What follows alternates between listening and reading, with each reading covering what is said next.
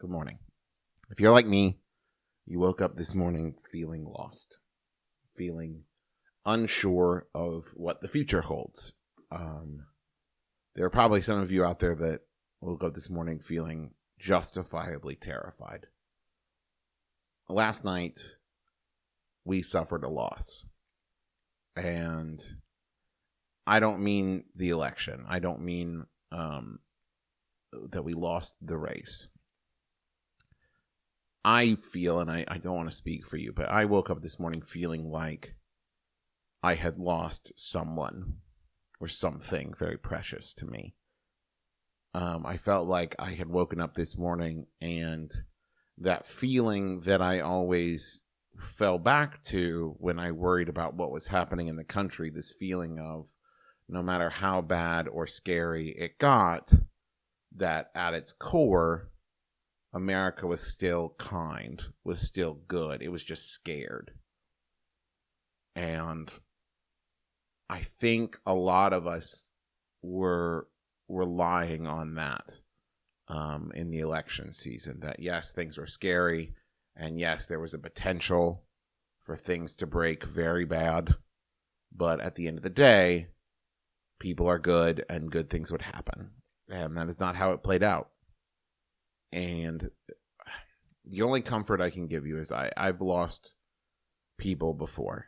And the morning after a loss like that, you wake up and you just don't know how you're going to put one foot in front of the other. You don't know how you're going to keep moving forward. Because there just seems like so much ahead of you, so much negative time that you're going to have to wade through. But the answer is one step at a time. Just take it moment by moment. And you know what? I'm not going to sit here and tell you everything is going to be okay. I thought about doing that, but at the end of the day, I don't know. There's a lot to be scared of, especially if you are not, like me, a straight, white, cisgender male. There's a lot to be afraid of. And there's a lot of bad that can happen. And a lot of hurt. And a lot of cruelty that could happen. So I'm not going to sit here and tell you that everything is going to be okay. But I will tell you that I will be there. I don't know how much I can do. I don't know how much I can help. But you're not alone. And I'm sure that there are other people out there that feel the same way.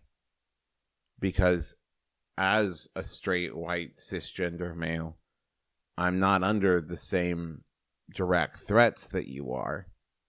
But that doesn't mean that I won't stand beside you. Or in front of you if I can. Because you are my friends. And you are my family. And when my friends and family are threatened, I don't run away. And I think a lot of people feel that way. And so I think rather than tell you everything's going to be okay, I think the message I can tell you with certainty is that you are not alone. I think it's perfectly understandable to wake up this morning and feel very alone and feel like your country and the citizens of your country have betrayed you. And maybe you're listening to this and you're not even American and you feel like the world has betrayed you. You feel like America has betrayed you. And I think it's perfectly justifiable to feel that way. I not too long ago on an episode of one of my shows, I got upset at people talking about moving to Canada if Donald Trump won the election and talking about that was unpatriotic and you got to love your country no matter what. And that was short-sighted. Last night around midnight, I definitely understood that feeling. And not because I wanted to flee the country out of fear. While I definitely understand why some people would feel that way. And I think that that's justifiable. But for me, it was more, I was just so disappointed. And I didn't know how I could go on being a part of a country that would endorse such vile hatred. So I don't know what the future holds. I don't know what the next month holds, the next week, the next day, or the next 4 years. But